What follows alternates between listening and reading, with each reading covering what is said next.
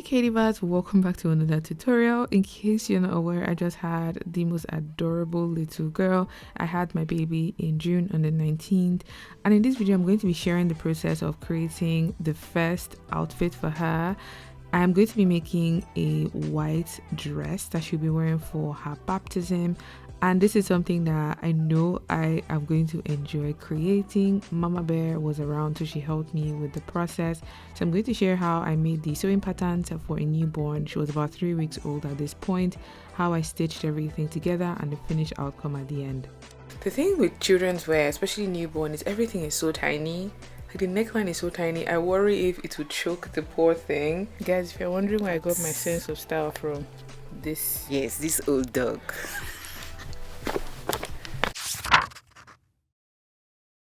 Before we get into the tutorial, I just wanted to quickly say two things. Firstly, thank you guys so much for the love on the pregnancy diary.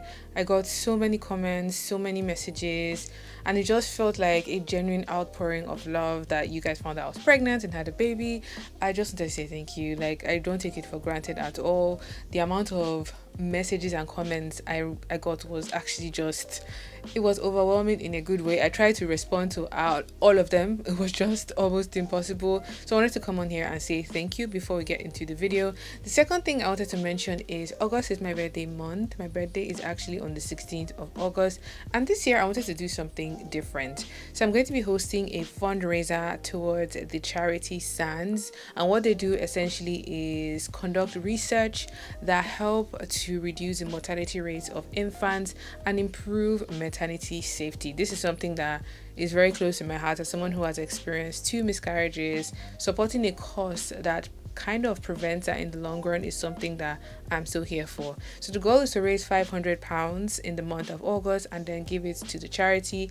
Everything is going to be done on Instagram, so I'm going to put up the link for where you can donate if you would love to support the charity. Just think of it as my birthday gift. I don't want anything else but to raise our fund for that charity. At the moment, we've raised £130 out of the 500, which is actually quite good. So let's keep the momentum going so we can achieve the goal together. Okay, with that out of the way, let's jump straight into the video. I hope you enjoyed this one because I had so much fun creating it.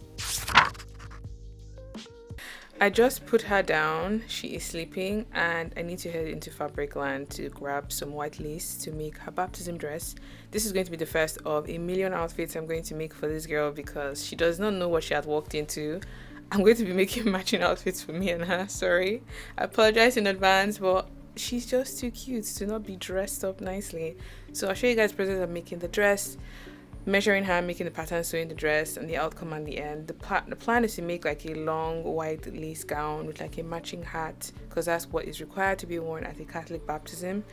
And I'm heading out with mom, who is just, I don't know what she's doing over there, but we're going to go into the city center and grab all the things that we need today. Almost at the shops. Mom is just having the time of her life. Oh my god, let's see what we can find when we arrive there.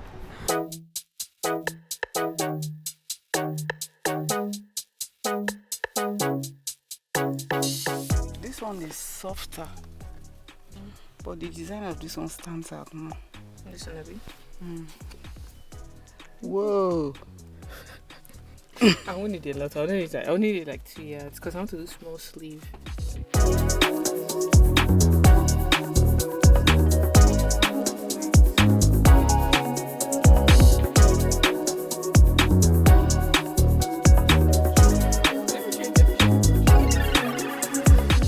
This is the style that we're thinking about doing. It's like a puff dress with a hat. This is the style of hat. And mom has said, what did you say? I said for the lining, I'll prefer this. Is this satin? Okay. So that the shimmer will come from within, but to make baby comfortable, you might have to add directly to her skin now. Cotton. It will even give more volume to the dress. Guys, if you're wondering where I got my sense of style from, this old dog.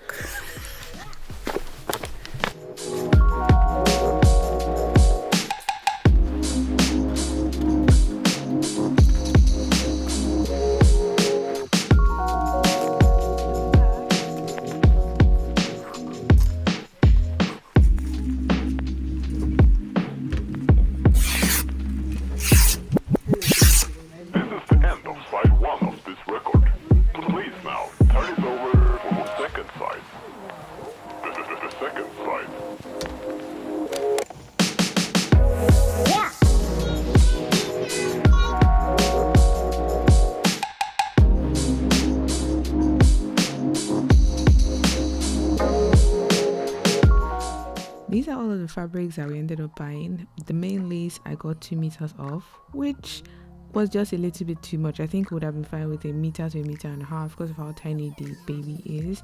And then I also got 2 sets of lining. The first one is this satin lining, got 1.5 meters of that.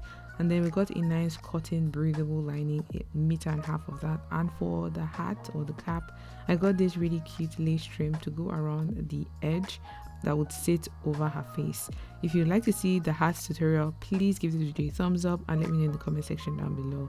Now, can I just say, measuring a newborn is like extreme sports. This girl moves so much, so measuring her was very, very challenging, but I managed to get all the measurements I needed for the hat and for the gown, and these are them listed on the screen. So please use that of your client or that of your child for the best outcome. I'm going to jump straight into making the pattern, and I'm going to start off with the top half, so the bodice, and I'm drawing a vertical line here and then a horizontal line that goes across. That top line is going to be my shoulder line.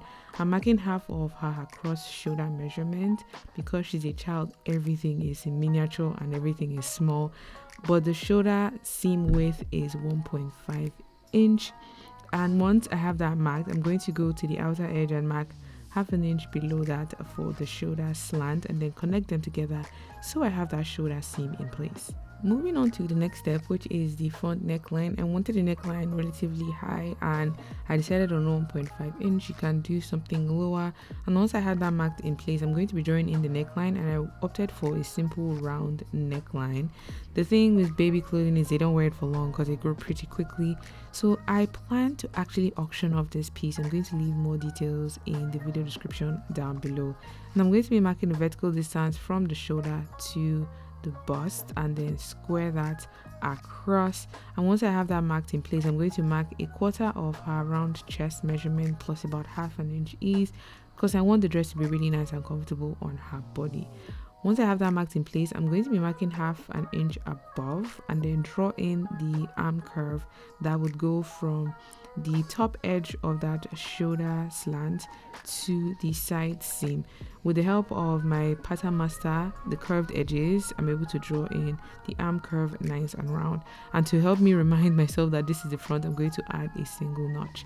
Now I'm marking 2 inches below the arm curve, and that I'm going to be connecting to the bottom of the sleeve opening and then squaring across, so I have the front bodice done. I'm going to be adding 1 centimeter seam allowance around this. The bodice is relatively boxy because she doesn't have a lot of shape. She's still a child, so everything is pretty straight and boxy and relaxed in terms of fit. After adding my 1 centimeter seam allowance, I'm just adding my annotations, and I'm going to be cutting the front on a fold, so there is no zip, no buttons, no fastening on the front. And this I'm going to be using to actually do my back. The back is essentially the same. The only difference with the back is the back neckline is a lot higher compared to the front, and then the arm curve for the back is just a little bit shallower. She doesn't have much of a chest, so the differentiation between the arm curve on the front and the back is not much. I'm also adding in a 1 centimeter seam allowance on the center back because I plan to actually fit a zip. You can add poppers or buttons, whatever you have and whatever your child will be comfortable with. Now the back neckline itself is just 1 inch below the shoulder line, and that I'm going to be drawing in to connect it to the shoulder seam line.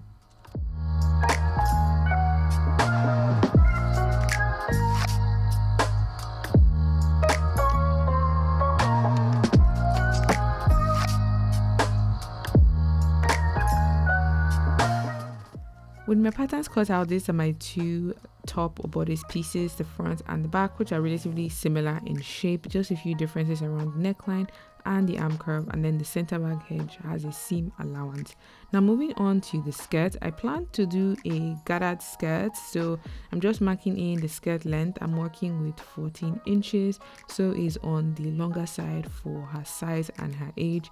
This I am connecting together so I have the hemline. My plan is to actually cut the skirt so the lace trim sits on the bottom and I don't have to go and roll anything. It has this beautiful cascading and scalloped edge that the lace will give me. Now to get how wide the skirt needs to be, I'm going to add the measurement of the front hem, the back hem and then multiply that by 4, and I ended up with 44 inches. So I'm just marking half of that at this point to save me paper. So the width of the skirt here is 22 inches and the height is 14. So I'm just connecting all of the edges together, and my plan is to actually cut this on a fold, so when it opens up I have the total of the 44 inches that I'm going to gather into the waistline of the bodice. The thing with gathered skirt is the longer the skirt in terms of width, the fuller the gathers will be on the body of the child or the client. So I'm just adding an additional 1 inch hem allowance. This would cover any measurements I will lose through stitching in terms of connecting the top and the bottom half of the dress together.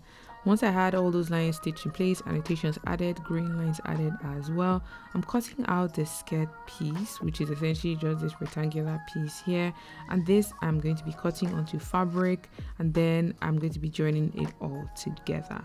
The final piece I'm going to be creating is the sleeve, which honestly I find sleeve patterns some days are good, some days are a bit challenging, but I'm going to be doing my technique of just tracing off the edge of the sleeve curve on the bodice. So I'm transferring it from the front at this point. Then I'm going to be drawing a horizontal line like so, and along this horizontal line I'm going to be marking the around bicep measurement, so I know the sleeve would fit comfortably around the arm at that point. I also added some ease, so it's a nice and comfy fit. And on the left edge I'm just tracing off the back arm curve, transferring the notched points as well, and this I'm going to be connecting using the curved edge of my pattern master. Once I connected the bottom edges, I'm going to draw in the sleeve head like so. Once I had that done for the front and the back, the next thing I'm going to be doing is actually to decide on how long I want the sleeve to be. I'm working with 5.5 inches, which ended up being like a full-on long sleeve for her. So whatever style you're comfortable with, whatever length you would like, this is the point you would mark that. I'm drawing in a line that cuts across like so, so that becomes the sleeve hemline. And so I'm just sure that this sleeve would be a good fit for the bodice. I'm just measuring around the sleeve head, and that I'm going to compare to my around arm side measurement that I did on my baby. I'm going in here to mark the middle point, and I'm going to draw a vertical line that cuts through the middle point of the sleeve all the way to the hemline, so I can go to the hemline and mark the hemline width, which is 5.5 inches. The fit of the sleeve is relatively nice and roomy. I noticed that she does not like really tight clothes, so I'm just doing everything and I'm adding ease as I'm creating the pattern at this point. After adding a 1 centimeter seam allowance around my pattern, I'm going to add my annotations, double check that the sleeve would actually fit into the bodice. Sleeves typically are just a little bit bigger than the armhole, bigger by like half an inch to an inch, so the sleeve head is eased into the armhole for a really comfy fit around the body. And this is the sleeve pattern all done, which is the last pattern I'm going to be creating for this dress. The design is relatively simple. I think the challenge for me is my first time in a while making children's wear, and it's for a special occasion, it's for my child, so I'm just being particularly careful with all of the steps required in creating this piece. So with the patterns all done, I'm going ahead to cut the dress in the lace fabric and in the 2 sets of lining that we got. The satin lining is going to sit directly underneath the lace, and then the cotton will be the one that will be in contact with her skin, so she doesn't feel irritated and she doesn't feel uncomfortable or too hot. Because my patterns already have the seam allowance included, I don't have to think if I've added enough seam allowance, and I went ahead to cut everything that I needed with the lace, the lining, and these are all of the pieces I ended up with. I'm not going to be lining the sleeve, but I'm going to be lining the bodice and the skirt. The skirt has 2 sets of lining, same as the bodice. And then the additional piece that I cut outside of this video was I just got some hard net to add a bit of volume, and the hard net is just a little bit shorter than the skirt and it's a little bit longer than the skirt, so that can be gathered in to add a really nice volume to the bottom half of this dress.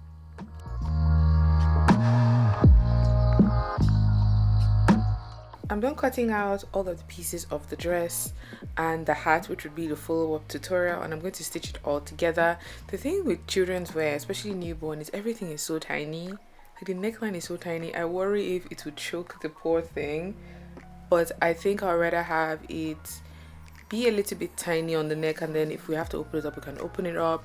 If something is too long, we can trim it down. That kind of leeway is what I am hoping for, but I'm going to stitch it up, fit it on her, and then I'll show you what everything looks like on the cute little angel at the end of this project.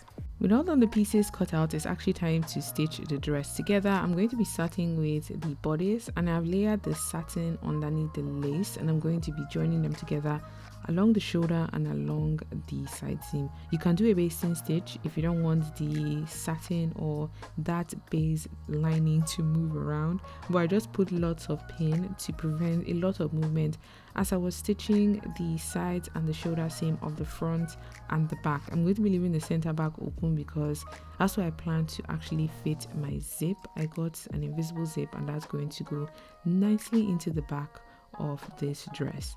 Now that I have this in place, gave it a nice press, I'm actually going to be grabbing the cotton lining, and I'm going to be doing the same thing of joining the shoulders and joining the side, because I'm going to be using the cotton to finish the neckline of the dress.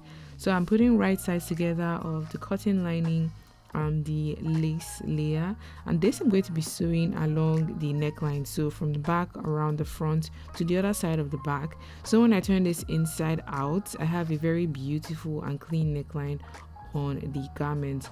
This is one of the great ways to finish necklines of clothing if you don't want to use bias and if you don't want to use a facing. To ensure that the lining actually stays inside of the dress, I'm going to be folding it open, and then I'm going to be pulling the seam allowance towards the lining side and do like a very narrow edge stitch that would hold the seam allowance to the neckline of the lining on the inside. This ensures that the lining stays tucked in, prevents it from rolling out as I put this piece on her and as she wears it. So this is what the top half of the dress is looking like. Because it's white, it's so washed out, you can't really see all of the details, but believe me, at this point everything was coming together really, really nice. So I'm going to set this aside to focus on working on the skirt. Like I mentioned earlier on, the skirt I cut intentionally with the scalloped edge being at the bottom like this. It just gives a really nice and beautiful finish. And then I have the satin lining underneath, which I've already hemmed, so I've folded it around the bottom and I've stitched it down. And I'm going to be going ahead to gather in the top edge, which is the waistline of the skirt, that I'm going to gather into the top half of the dress. I'm just doing a long loose stitch here so I can pull the threads to create the gathers that this dress design has.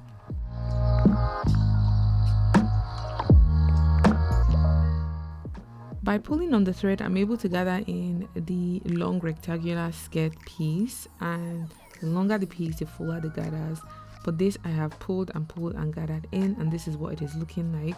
So I'm going to be gathering it into the waistline of my bodice, but I'm going to be sewing it to just the lace layer. The cotton lining is going to be attached to the cotton lining of the skirt, so the lining layer is separated from the lace satin combination.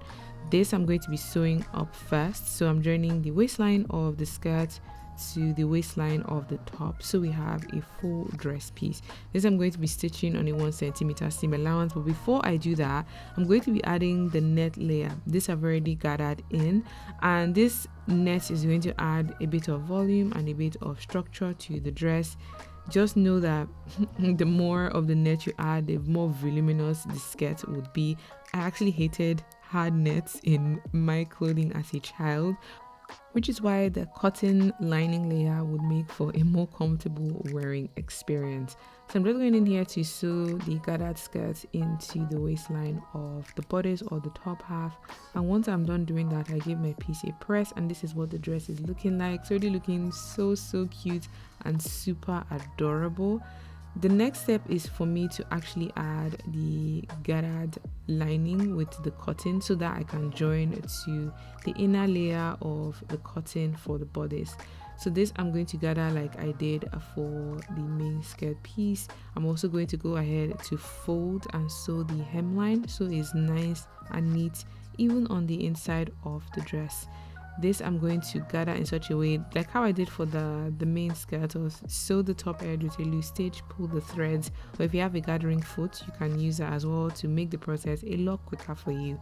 This I'm going to be joining to the cotton lining layer along the hemline of the bodice, and I'm going to be sewing it up on the 1 centimeter seam allowance. Once I have that lining layer connected, the entire inside of the dress is very neat and is fully covered, and you don't actually feel the net because the cotton is acting as a barrier. Once I was done joining all of the lining layers, it's time to actually go in to add the zip on the center back edge. I'm going to be using an invisible zip because I want a very clean finish on the back of the dress. You can use poppers, you can use buttons, you can use even ribbons if that is what you would like, but I've gone ahead to pin the invisible zip into the top edge of the dress, so it goes from the bodice all the way to the skirt, and I'm not sewing it into the cotton layer because that is how I'm going to finish off the center back edges of this dress. So at this point I'm just sewing the zip into the lace satin layer, and I'm going to go back in afterwards to conceal the edge of the zip using the cotton lining. After doing both edges of the zip in place, I'm going to sew up the bottom edge of the dress so that is covered and is closed on the outside as well. And this is what the zip is looking like so far. So I'm going to open it up and then fold it inwards like this. So I'm putting right sides together of my dress facing the right sides of the cotton layer lining, and this I'm going to be joining on the center back so it conceals the seam. It also helps to finish the zip edges, and it just has a very smooth finish on the inside of the dress.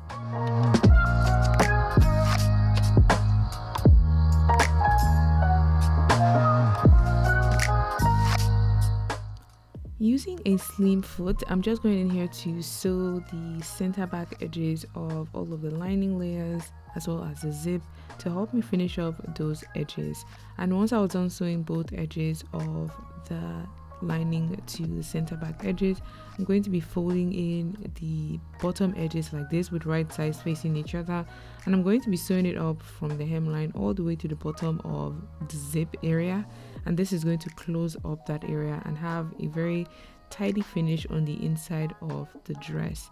This you can overlock, you can use a bias tape to finish it, but I think I just left mine like that because this is a dress you probably only wear once and that would be it. So this is what the dress is looking like so far. It's coming together, very beautiful, very clean, really tidy finish.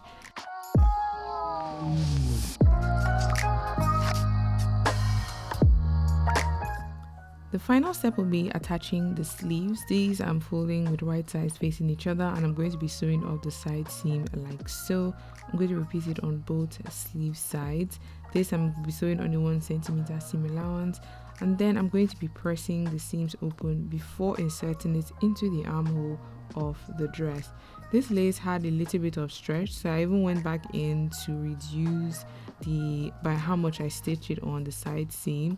But if your lace doesn't have a lot of stretch, just work with the measurements that you have planned on your pattern.